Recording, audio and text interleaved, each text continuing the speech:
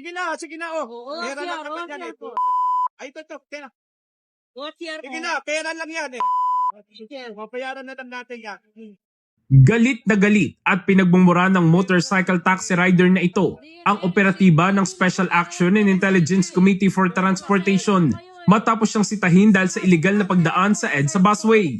Sa video na ito nakuha ng SAIC, nagpaliwanag ang rider kung paano siya napunta sa busway pero ang kanyang palusot hindi umubra sa operatiba.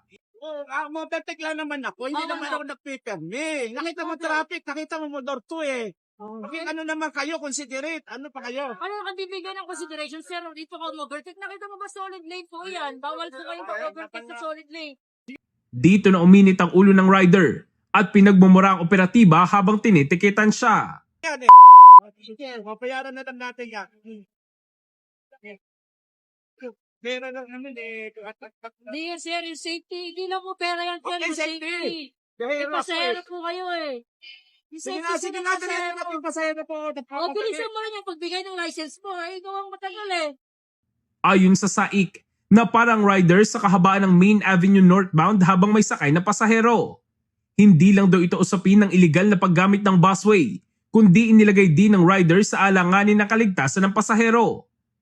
Dahil dito, naglabas na ng show cause order ang Land Transportation Office laban sa rider upang bigyan siya ng pagkakataong magpaliwanag kung bakit hindi siya dapat masuspende o kansilahin na lisensya. Batay sa Republic Act 4136 at mga kaugnay na batas trapiko, ang paglabag sa paggamit ng exclusive bus lane, reckless driving at ang pagpapakita ng disrespectful behavior sa mga otoridad ay maaaring magdulot ng mga parusa. Muli namang nagpaalalang SAIC sa lahat ng motorista na igalang ang mga patakaran sa kalsada dahil ang pagpapatupad ng batas trapiko ay para sa kaligtasan at kaayusan ng lahat.